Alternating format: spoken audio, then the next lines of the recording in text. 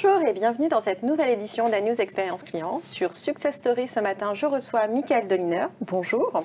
Bonjour Nathalie. Vous êtes owner et CEO chez Axialis. D'accord. Absolument. Et donc David Netzela, donc vous êtes Chief Marketing and Customer Officer chez SNCF Connect et Tech. Tout à fait. Ça Bonjour change Nathalie. tout ou on va voir. Qu'est-ce que ça change le e-tech? E-tech, on a aussi une activité. Ah, c'est e-tech, pardon. Sorry. On a aussi au sein de SNCF Connect toute une activité où on accompagne la SNCF sur des projets de transfo digitaux. Donc e-tech, c'est de la partie en fait ESN de SNCF Connect. Et donc c'est complètement internalisé à la SNCF. C'est complètement internalisé. D'accord. Et donc vous êtes sur de la maîtrise d'œuvre, la maîtrise d'ouvrage ou la recherche de technologie? Un peu tout, l'innovation. Un peu comme un lab? Un peu. Alors il y a une dimension lab, mais il y a aussi une dimension vraiment build. On développe des applications, on fait tourner ces applications en propre. D'accord. Pour le compte de différentes activités de la SNCF. On a 700 développeurs qui travaillent sur différents projets en France. D'accord. C'est pour ça qu'on ne trouve pas les tech, en fait, ils sont tous chez vous. Non, il y en a une partie chez nous.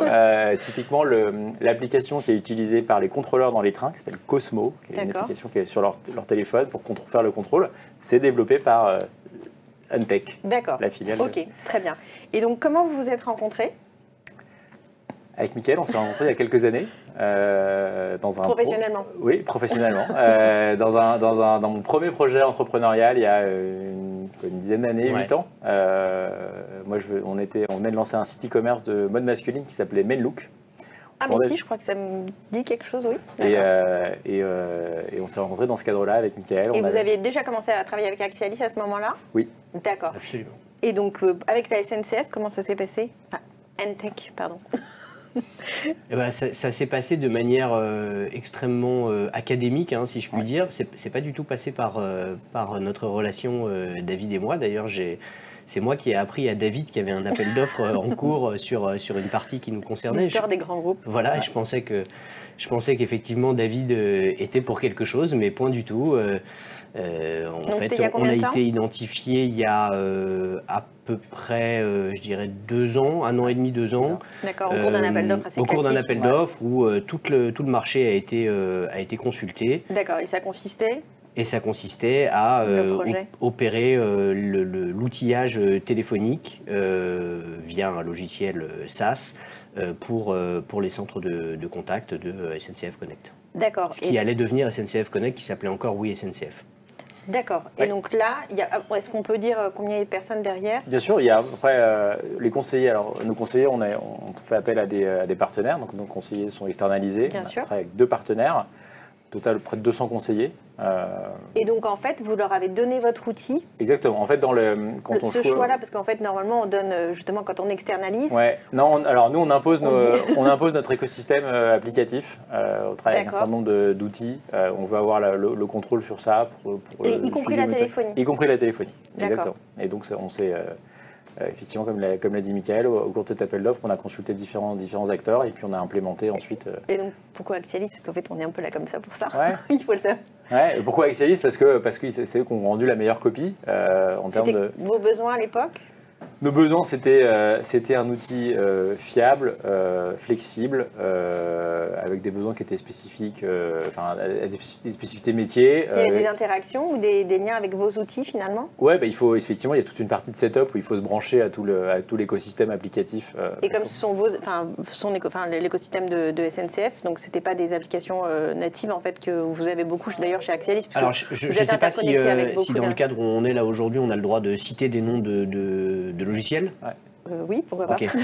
Donc, en l'occurrence, l'environnement. Si vous en donner, alors, en l'occurrence, Mais pas forcément SNCF, mais justement là, c'est. Bien sûr, mais en l'occurrence, l'environnement métier dans lequel on devait s'insérer, c'était Salesforce.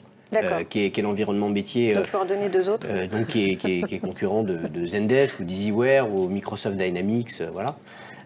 Sur la partie relation client, et il se trouve que Axialis a un connecteur natif avec Salesforce, comme avec les autres qu'on a cités, mais effectivement pour la remontée de fiches, pour la consolidation des données, pour coller les enregistrements d'appels dans les opportunités, pour consolider des statistiques. Y compris ça, d'accord, parce que de façon très native, on imagine qu'il y a il y a une remontée de fiches qu'on appelle CTI entre la téléphonie et le CRM, mais là vous allez un peu plus loin, c'est bien ça? Alors déjà bien faire ça, c'est important, hein, parce que en fait, on a des millions de clients avec certains qui nous consomment une fois par an et certains qui vont acheter.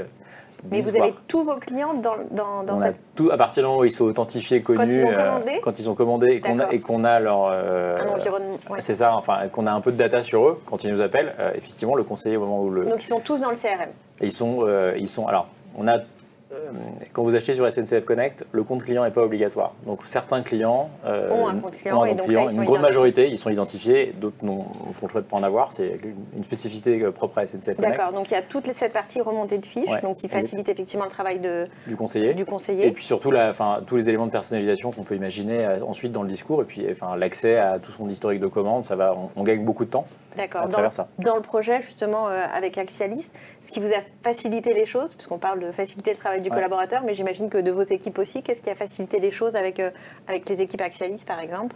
Au-delà de la techno, on a senti une vraie envie d'essayer de répondre du mieux possible à nos besoins. Il y a un accompagnement, et on le voit même encore aujourd'hui au quotidien, dans l'accompagnement avec toute la partie account management, customer success, qui sont déterminants. Est-ce que vous avez Stan? Qui a Stan? Qui a Stan? Je sais pas qui est. Oui, si, vous avez. Oui, on a Stan. Vous avez Stan, on a Stan, qui a fait le déploiement. Et c'est vrai qu'en fait, c'est ça qui est clé, c'est de sentir que le partenaire, il a vraiment, entre choisir un acteur de taille humaine comme Axialis versus choisir un gros acteur. Là, on dit pas non, par contre. Je dis pas non.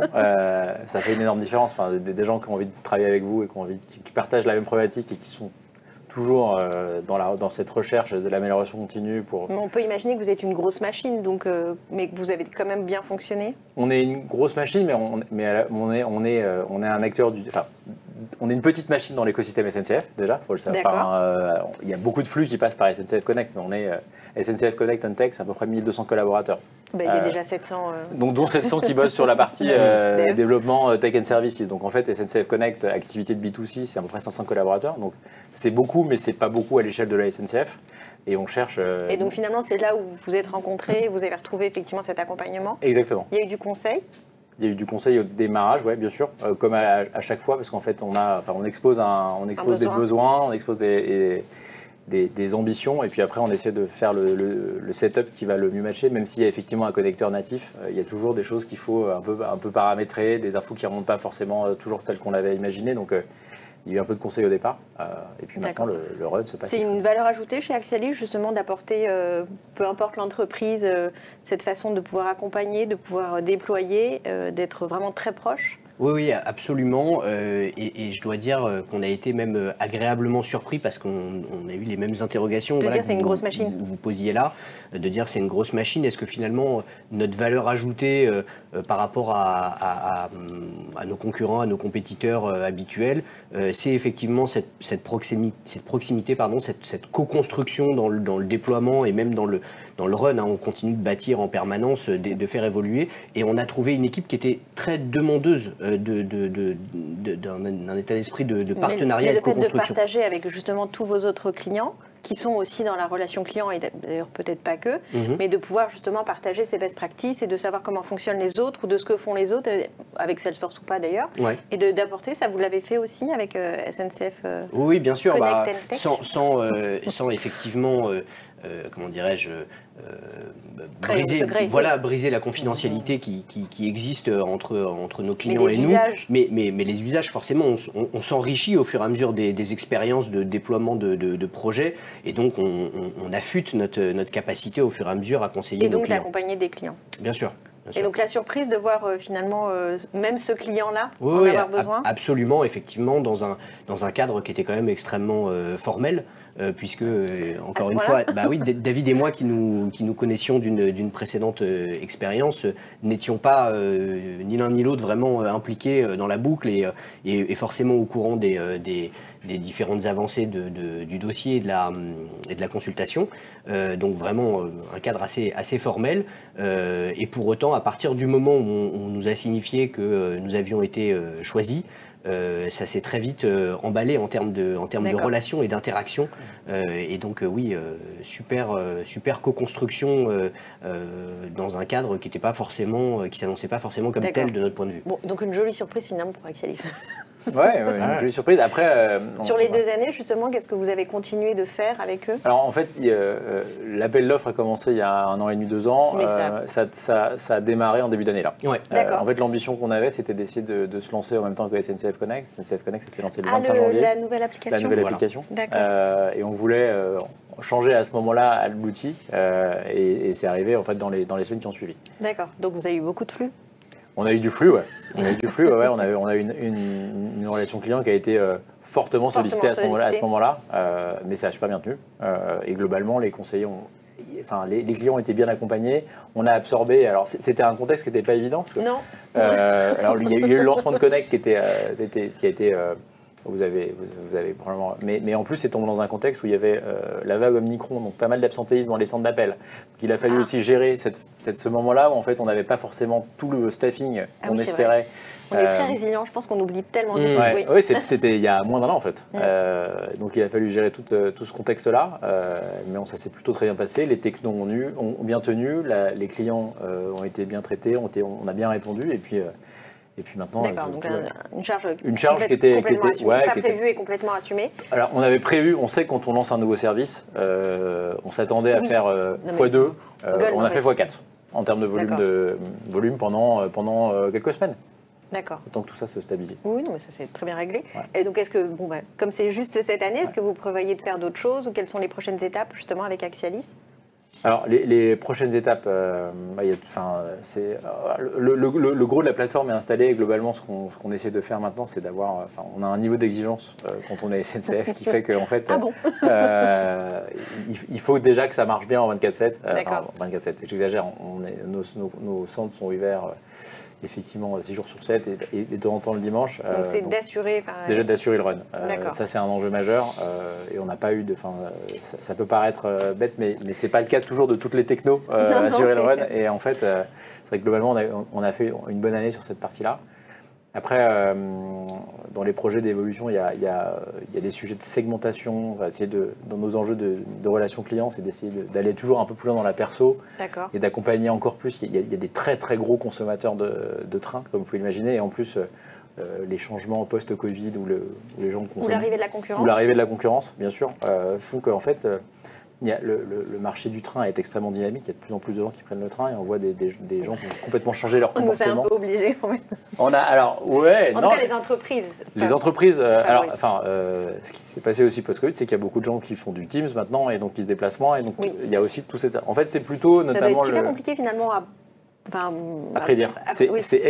On ne savait pas exactement ce qui allait se passer après le Covid, comment les clients, notamment les clients professionnels, allaient consommer le train. Allaient se redéplacer ou pas. Et en fait, je pense que ça a beaucoup changé. C'est quand même moins d'avions aussi. Il y a moins d'avions. Après, sur les trajets domestiques sur le territoire français, de toute façon, il y avait un peu d'avions sur certaines destinations, mais globalement. Pas beaucoup, et puis après on voit... donc en tout cas c'est stabilisé. C'est stabilisé. D'accord, ok. Et donc de pouvoir avoir un socle, j'imagine, qui est complètement flexible et agile à chaque fois, parce qu'à chaque pic en fait. Oui, tout à fait. La gestion des pics d'appel, c'est clairement notre métier.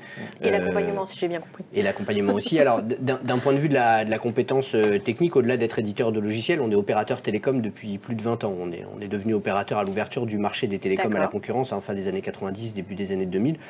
Et on est devenu plus récemment éditeur de logiciels SaaS. Donc on cultive cette double casquette, cette double compétence. Avec des infras qui sont hyper solides. Avec des infras qui sont les nôtres, qui sont propres, avec notre capacité à fournir du DSL. On a nos propres portes de collecte DSL, fibre, nos propres ressources en numérotation, nos propres infrastructures. Oui, avec toute la partie savoir vocaux, etc. Voilà, et donc effectivement, gérer des pics d'appel, pour nous, c'est le business as usual. Voilà. D'accord. Et effectivement, on travaille pour des secteurs d'activité qui sont assez variés. Hein. Ça peut être le retail, e-commerce, qui vont avoir leur pic d'activité plutôt pendant les fêtes, les périodes de soldes, comme en ce moment, le Black Friday, etc. Des acteurs de transport peut-être. Le monde du travel, les acteurs du transport, des acteurs du monde de l'assurance, des mutuelles, qui vont avoir des pics d'appel qui vont intervenir à des moments différents dans l'année. Et donc, on est en permanence, nous, sollicités par des pics d'appel, par des amplitudes importantes pour certains de nos clients. On va dire que c'est natif chez vous. C'est natif, absolument. D'accord. Alors, je ne sais pas si vous avez déjà fait ça avec Axialis, mais à chaque fois, ils vous demandent de donner un hashtag. D'accord. Donc, le hashtag d'Axialis. Tu fais notre boulot, en fait. Le hashtag d'Axialis, ce serait quoi? Le hashtag d'Axialis, ce serait... le hashtag d'Axialis... Moi, c'est hashtag princesse. Ouais, non. Je peux sortir de la pièce. Non, mais hashtag satisfaction client, parce qu'en fait, c'est vraiment ce que j'ai tout à l'heure sur l'accompagnement. Et collaborateurs. Et collaborateurs. Mais c'est vrai qu'il y a cette culture de vraiment toujours prendre de feedback, avoir envie de s'améliorer, toujours répondre aux besoins et grandir ensemble. Ouais. D'accord. Et je pense que c'est aussi pour nous important, on travaille parfois avec des grands éditeurs, comme l'a dit Mickaël tout à l'heure, mais c'est aussi important pour nous de travailler avec des acteurs comme Axialis, qui sont un peu agiles, et on va grandir ensemble, parce que même si effectivement SNCF Connect, c'est un service qui brasse beaucoup de volume, beaucoup de transactions, beaucoup de clients. On a cet enjeu aussi d'essayer toujours d'innover et de ne pas se contenter de faire de la relation client façon années 90 ou 2000. On est branché sur tous les canaux, les clients font du chat, tous les réseaux sociaux, on fait du WhatsApp. De la vidéo? Pas de vidéo, non. D'accord. Non, pas de vidéo. Non, par contre, au moment du lancement de SNCF Connect, on a un chat qui est vraiment intégré dans l'application, où on peut et vraiment, il y a un tiers des conversations maintenant qui passent par ce chat dans l'application. C'est un espèce de WhatsApp, mais qui est intégré dans notre application. Voilà, des nouveaux usages. Super. Qui marche bien.